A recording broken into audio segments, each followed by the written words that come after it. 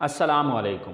Welcome to my YouTube channel Knowledge for Students. Students, today we are starting the class number 35, and in today's class we are going to talk about past perfect continuous tense.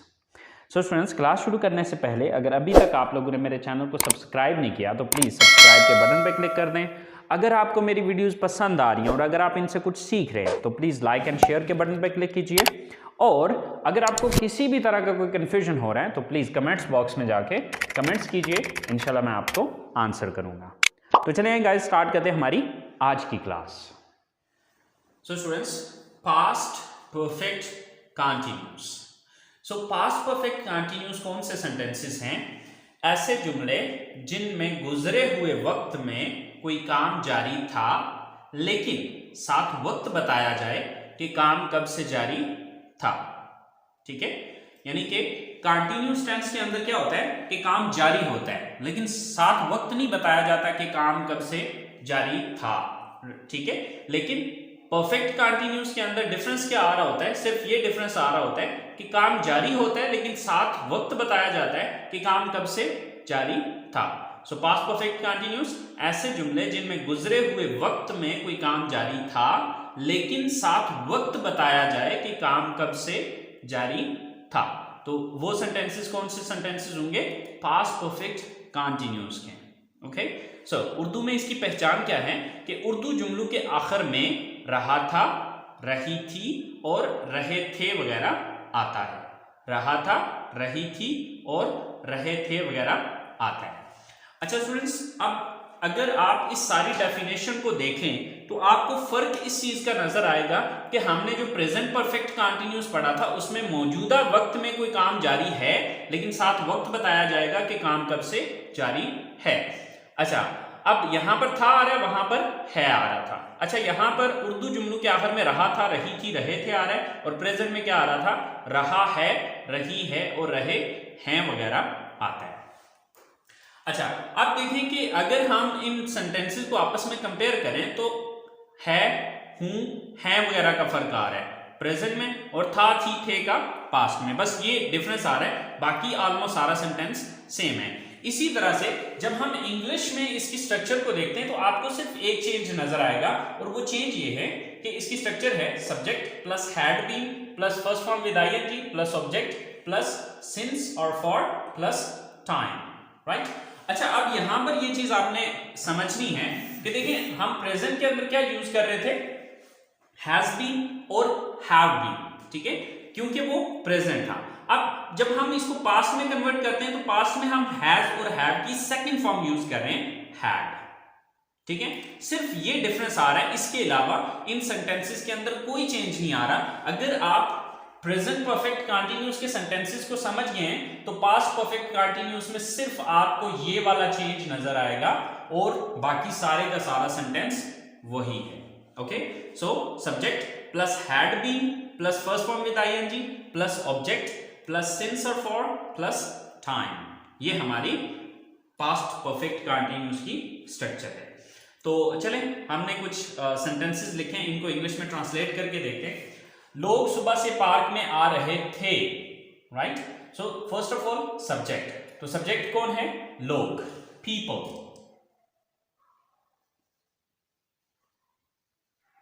The people. Then had been, the people had been. Right? Now we have to look at the verb and we have to use the verb in ing form. Okay, so what is the verb here? आना, आ रहे थे। so verb क्या है यहां पर? आना। तो आना की इंग्लिश क्या है? come. so with ing, coming. the people had been coming.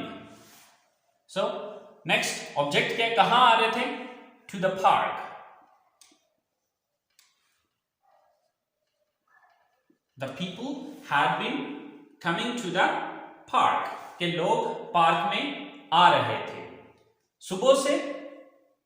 अब चूंकि सुबह जो है ये वक्त का नाम है तो यहां पर सिंस या फॉर में से कोई एक चूज करना है तो यहां पर डेफिनेटली सिंस आएगा। ठीक है, सिंस, देन सुबह, since morning.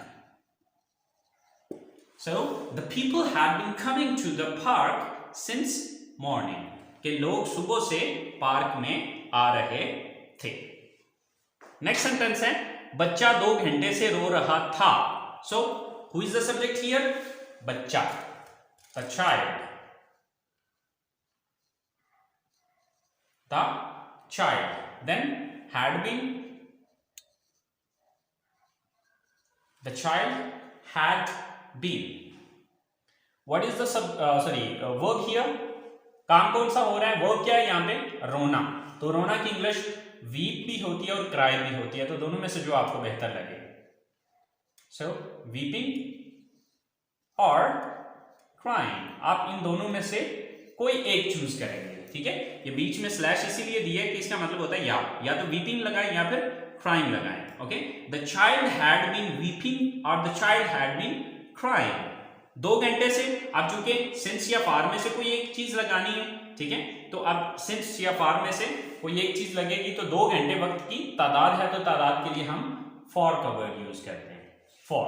The child had been weeping for या the child had been crying for. कितने घंटों से? 2 घंटों से. For 2 hours. So the child had been weeping for 2 hours. Yeah, the child had been crying for 2 hours. Right? Last sentence है हमारे पास कि लड़की 3 दिन से दवाई पी रही थी या दवाई ले रही थी. So who is the subject? लड़की. The girl. The girl. Then had been. The girl had been. क्या कर रही थी? वर्ब क्या है यहाँ पे? पीना या लेना, दवाई लेना. तो लेना के लिए हम जो इंग्लिश वर्ड यूज करते हैं या दवाई लेना के लिए टेक, तो टेक की आईएनजी फॉर्म होगी taking. So the girl had been taking. क्या चीज ले रही थी? ऑब्जेक्ट क्या है? Medicine. So the girl had been taking medicine. कब से ले रही थी? 3 दिन से. तो आप चूंकि सिंस या फॉर में से कोई चूज करना है, तो 3 दिन वक्त की तादाद है, तो यहां पर फॉर आएगा. So the girl had been taking medicine for कितने दिन से? 3 दिन से, यानी कि अब टाइम का जिक्र आएगा. So for 3 days.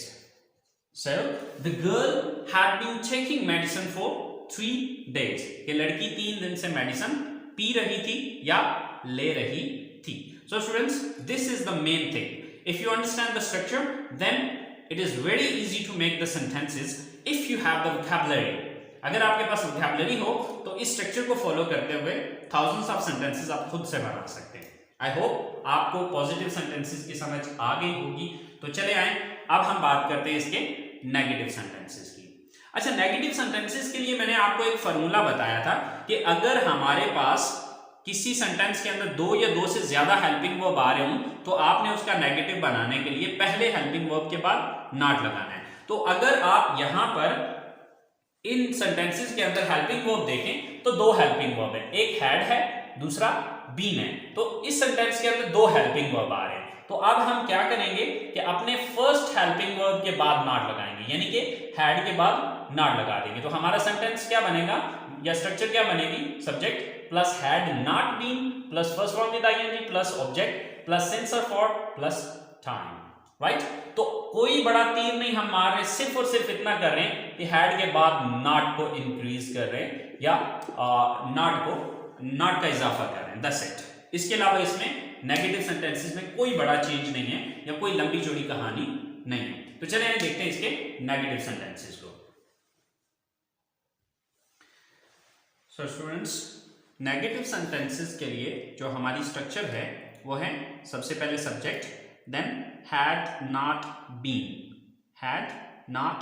Been plus first form with ING plus object plus since और फॉर प्लस टाइम.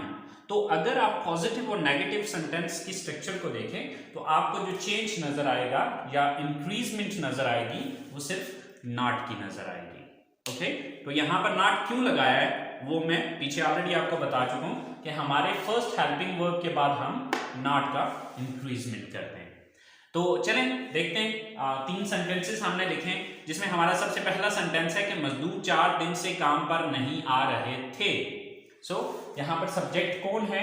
मजदूर, the workers.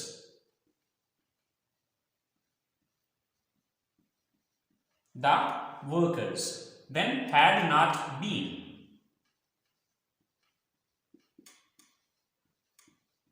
The workers had not been. क्या नहीं कर रहे थे? आ नहीं रहे थे, right? Coming. कहां पर नहीं आ रहे थे? काम पर। Coming to work. The workers had not been coming to work. फिर सिंस या फॉर में से, तो आप देखें 4 दिन वक्त की तादाद है, तो यहां पर फॉर आएगा, फॉर। फिर कितने दिन से? 4 दिन से, 4 days. So the workers had not been coming to work for 4 days.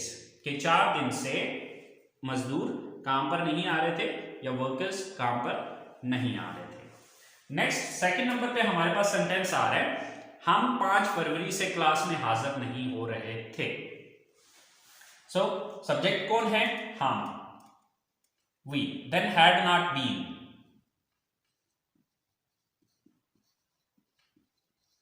Then verb क्या है यहां पर? हाजिर होना। तो हाजिर होना की इंग्लिश होती है अटेंड। तो अटेंड की ing form attending.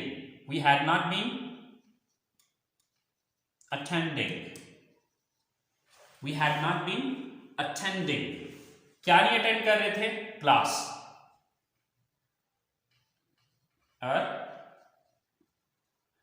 Class.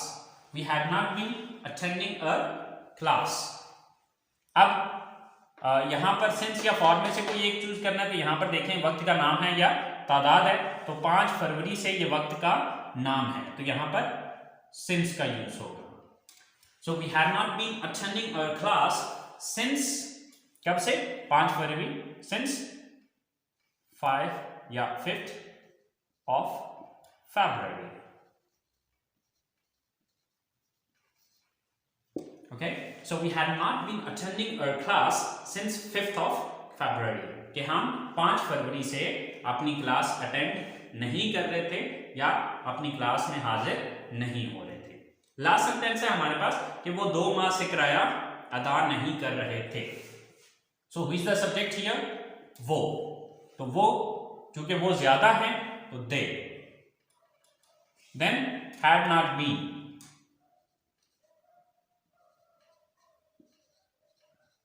They had not been. Then ing form, तो वर्ब क्या है यहां पे? अदा करना। तो अदा करना की इंग्लिश क्या होती है? Pay. So paying. They had not been paying. क्या नहीं पे कर रहे थे? ऑब्जेक्ट क्या है? किराया, their rent. They had not been paying their rent. Since या फॉर में से कोई एक चूज करना है, तो देखें वक्त की तादाद है या वक्त का नाम है, तो यहां पर 2 माह जो है ये वक्त की तादाद है, तो अब इसके लिए फिर फॉर का यूज करेंगे। So they have not been paying their rent for कितने माह से? 2 माह से, for 2 months. They had not been paying their rent for 2 months. तो ये हमारे नेगेटिव सेंटेंसेस हो गए। तो अगर आप पॉजिटिव और नेगेटिव सेंटेंसेस को देखें तो कोई लंबी चौड़ी कहानी नहीं है, तो कोई लंबा चौड़ा चेंज नहीं है। अगर आपको पॉजिटिव सेंटेंसेस बनाना आते हैं तो नेगेटिव के लिए आपने हैड के बाद नॉट लगा देना है। अच्छा, अब यहां पर दा के हवाले से भी आपने ये चीज जहन में रखनी है कि इसके हवाले से आपने परेशान नहीं होना कि यार दा क्यों सर ने लगा दिया। ठीक है, यहां पर ये चीज याद रखिएगा कि दा के असल में ऑलमोस्ट 13 रूल्स हैं जो कि मैं शॉर्टली नहीं बता सकता। इसके लिए मैं इंशाल्लाह पार्ट्स ऑफ स्पीच के लेक्चर्स में एक स्पेसिफिक क्लास बनाऊंगा जिसके अंदर दा के मैं जो भी रूल्स हैं वो सारे इंशाल्लाह आपको गाइड करूंगा। ठीक है, इसलिए अगर आप दा के वाले से कंफ्यूज हो रहे हैं तो प्लीज कंफ्यूज मत हूं। अगर आप ना भी यूज करें, आप सिंपली वर्कर्स से भी स्टार्ट ले लेते हैं तो कोई बात नहीं, चल जाएगा, ठीक है। लेकिन ग्रामेटिकली थोड़ा सा मिस्टेक होती है, बट डजंट मैटर, कोई इतना बड़ा इशू नहीं है। इंशाल्लाह इसके हवाले से मैं आपको नेक्स्ट गाइड करूंगा, क्योंकि बहुत से स्टूडेंट्स दा के यूज के हवाले से कमेंट्स में क्वेश्चन करते रहते हैं, तो मैं उन्हें बार बार यही चीज बता रहा हूँ कि अभी आप इसके हवाले से परेशान ना हो, लेकिन इंशाल्लाह इसके हवाले से मैं अलग से एक वीडियो बनाऊंगा, ठीक है। अच्छा, अब हम आते हैं इसकी तीसरी टाइप की तरफ, और हमारी तीसरी टाइप है इंट्रोगेटिव सेंटेंसेस। तीसरी टाइप क्या है हमारी? इंट्रोगेटिव सेंटेंसेस, यानी कि सवालिया जुमले। तो सवालिया जुमले बनाने का तरीकाकार बहुत आसान है। वो आसान किस सेंस में? क्योंकि आपको मैंने एक रूल बताया हुआ है कि जिस बंदे को नेगेटिव सेंटेंस बनाना आता है उसके लिए इंट्रोगेटिव सेंटेंसेस बनाना कोई प्रॉब्लम नहीं है। क्यों प्रॉब्लम नहीं है? क्योंकि मैंने आपको ये चीज बताई थी कि जब भी आप किसी सेंटेंस का नेगेटिव बनाते हैं तो ये चीज देख लें कि आपने नेगेटिव बनाते हुए किस लफ्ज के बाद नॉट लगाया था। जिस भी लफ्ज के बाद नॉट लगाया था उस लफ्ज को उठा के सेंटेंस के शुरू में ले जाएं, वो इंट्रोगेटिव बन जाएगा। तो यहां पर हमने नॉट किसके बाद लगाया था? हैड के बाद। तो इसका मतलब है इसी हैड को उठा के हमने यहां पर ले आना है, तो ये हमारा इंट्रोगेटिव सेंटेंस बन जाएगा या सवालिया जुमला बन जाएगा। तो चलें देखते हैं अपने इंट्रोगेटिव सेंटेंसेस को। So students, past perfect continuous के इंट्रोगेटिव सेंटेंसेस की जो स्ट्रक्चर है वो है had plus subject plus been plus first form with ING plus object plus since और for plus time and at the end there is a question mark, right. तो यहां पर अगर आप पॉजिटिव सेंटेंस को देखें तो पॉजिटिव और इंट्रोगेटिव के अंदर फर्क इतना है कि पॉजिटिव सेंटेंसेस के अंदर हैड यहां पर आ रहा था और इंट्रोगेटिव में हमने यहां से उठा के इस हैड को यहां पर ले आए, ठीक है। सिर्फ ये चेंज है यहां पे। तो चलें 3 सेंटेंसेस मैंने लिखे हैं और इनको हम इंग्लिश में ट्रांसलेट करके देखते हैं। तो हमारा सबसे पहला सेंटेंस है, क्या वो 6 माह से इंग्लिश सीखने की कोशिश कर रही थी, right. So first of all had, okay. Then subject कौन है? वो एक लड़की है, so had she. Then been, then वो क्या यहां पर कोशिश करना। अच्छा, यहां पर सीखना भी वर्ब है और कोशिश करना भी वर्ब है। अब इसके लिए एक रूल याद रखिएगा कि यहां पर 2 मेन वर्ब आ गए, ठीक है, सीखना भी और कोशिश करना भी। तो याद रखिएगा कि जब भी हमारे पास 2 वर्ब्स आ जाते हैं तो हम जो इंग्लिश में दूसरे नंबर पे वर्ब आ रहा होता है, जो उर्दू में दूसरे नंबर पे वर्ब आ रहा होता है वो हम इंग्लिश में पहले नंबर पे रखते हैं, और जो उर्दू में पहले नंबर पे आ रहा होता है उसे हम इंग्लिश में दूसरे नंबर पर रखते हैं। इस पॉइंट को याद रखिएगा। पॉइंट क्या है कि अगर हमारे किसी सेंटेंस के अंदर 2 मेन वर्ब आ जाए तो आपने करना यह है कि आपने उर्दू सेंटेंस में वर्ब्स को देखना है कि पहले नंबर पे जो आ रहा है वो इंग्लिश में दूसरे नंबर पे चला जाएगा, और जो उर्दू में दूसरे नंबर पे आ रहा है वो इंग्लिश में पहले नंबर पे आ जाएगा। तो आप देखें कि पहले नंबर पे सीखना है और दूसरे नंबर पे कोशिश करना है, तो कोशिश करना की इंग्लिश में पहले लिखूंगा, okay. So had she been trying, had she been trying, किस चीज की कोशिश कर रही थी? टू लर्न, सीखने की, टू लर्न। अच्छा, अब आप सोच रहे होंगे कि सर आपने यहां पर फर्स्ट फॉर्म क्यों यूज किया? तो याद रखिएगा कि जब भी टू आता है, टू के बाद हमेशा फर्स्ट फॉर्म ही आती है, okay. So had she been trying to learn, क्या वो सीखने की कोशिश कर रही थी? क्या? इंग्लिश, क्योंकि यहां पर ऑब्जेक्ट क्या है? इंग्लिश। किस चीज को सीखना चाह रही थी या किस चीज को सीखने की कोशिश कर रही थी? इंग्लिश को। So had she been trying to learn English. अब सिंस या फॉर में से कोई एक चूज करना है, तो आप देखेंगे कि वक्त की तादाद है या वक्त का नाम है। तो 6 माह वक्त की तादाद है, तो तादाद के लिए हम क्या यूज करेंगे? फॉर। अब एंड पे टाइम लगाना है, तो टाइम क्या है? 6 months.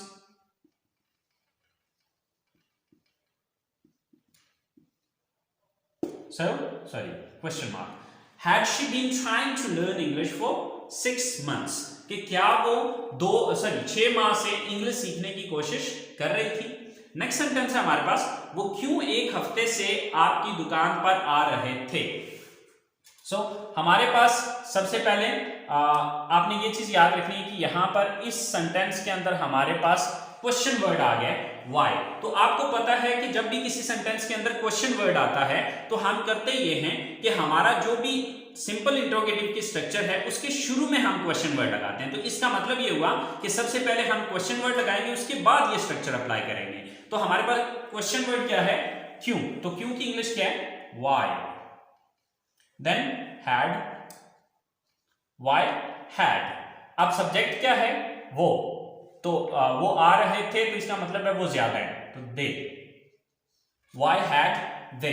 Then been, why had they been. अब वर्ब क्या है?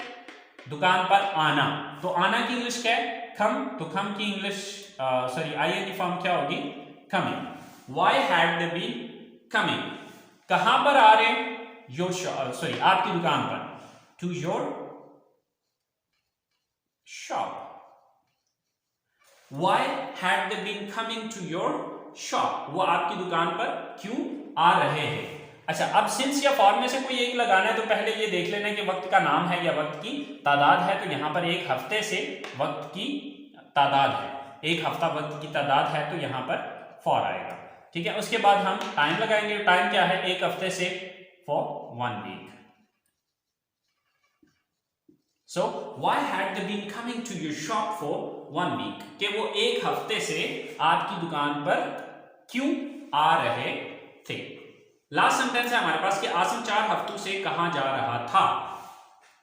Subject first of all had, then subject कौन है? आसिम।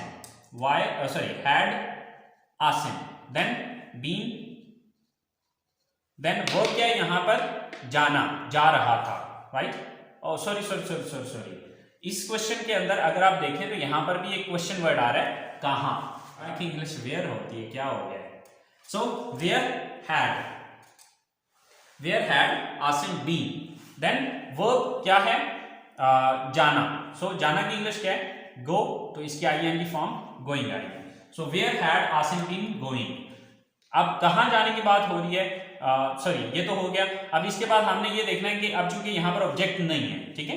अच्छा, इसके बाद सिंस या फॉर में से कोई, अच्छा ये चीज याद रखिएगा कि ये ब्लैंक हम क्यों छोड़ते हैं? ब्लैंक इसलिए छोड़ते हैं कि अगर हमारे पास ऑब्जेक्ट आए तो हम लिख देंगे, अगर नहीं आए तो इस ब्लैंक को जो है खाली छोड़ देंगे। तो अब चूंकि इस सेंटेंस के अंदर ऑब्जेक्ट है ही नहीं है तो इसलिए मैं यहां पर कुछ भी नहीं लगा रहा, सीधा सिंस या फॉर पे जा रहा हूं, ठीक है। तो यहां पर सिंस आएगा या फॉर आएगा तो चूंकि वक्त की तादाद है यहां पे तो फॉर आएगा। Okay, so where had Asim been going for. कितने हफ्तों से? 4 हफ्तों से। For 4 weeks. So where had Asim been going for 4 weeks. के आसिम 4 हफ्तों से कहां जा रहा था। सो स्टूडेंट्स, ये हमारे पास्ट परफेक्ट कंटीन्यूअस के इंट्रोगेटिव सेंटेंसेस हैं।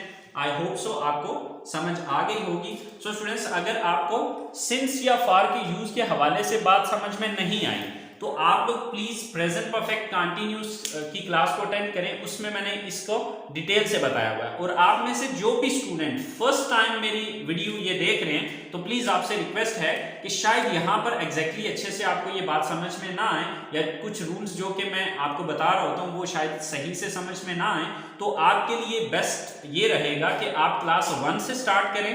छोटी से छोटी चीज को अच्छे से एक्सप्लेन करके समझाया हुआ है, ठीक है। तो अगर आप क्लास 1 से स्टार्ट करेंगे तो ये इजीली आपको ये सारी चीजें यहां पहुंचते पहुंचते आसानी से क्लियर हो जाएगी या समझ में आ जाएंगी। आई होप सो आपको पास्ट परफेक्ट कंटिन्यू समझ में आ गया होगा। फिर भी अगर आपको कोई चीज कंफ्यूज करती है तो प्लीज कमेंट्स बॉक्स में जाके कमेंट्स कीजिएगा, इंशाल्लाह मैं आपका वो कंफ्यूजन क्लियर कर दूंगा। तो नेक्स्ट क्लास तक के लिए इजाजत दीजिए, गाँव में याद रखिएगा। अल्लाह हाफिज। हाँ जी, बेरोज़गार हैं, नाकाम हैं, काम नहीं मिला, दिहाड़ी नहीं लगी। अगर आप भी इन सब चीज़ों से परेशान हैं और ऑनलाइन अर्निंग करना चाहते हैं, रियल जेन्युइन अथेंटिक सिस्टम पर काम करना चाहते हैं, मेरे दोस्त मैं भी 1 साल पहले बेरोज़गार था। मैं भी 500-700 हज़ार कमाया करता था, लेकिन इस सिस्टम पे आने के बाद ज़रूरियात के साथ साथ अपनी ख्वाहिशात को भी पूरा किया। और मेरे दोस्त आज की इनकम की बात करूँ तो 75,000 रुपये मैं कमा चुका हूँ सिर्फ आज के दिन। 1 हफ्ते में नहीं, 1 मंथ में नहीं, सिर्फ आज के दिन मैं 75,000 रुपये कमा चुका को हम पाकिस्तानी रुपीज़ में बात कर रहा हूँ। अगर आप भी इन सारी बातों से परेशान हैं, एक रियल जेन्युइन ऑथेंटिक सिस्टम की तलाश में हैं, अभी दिए गए नंबर पे व्हाट्सएप कीजिए और एक फ्री मीटिंग ज्वाइन कीजिए। अगर समझ आया तो बिस्मिल्लाह, ना समझ आया तो जज़ाकल्लाह। दो ही बातें हैं, तीसरी तो कोई बात है नहीं। थैंक यू सो मच, जज़ाकल्लाह।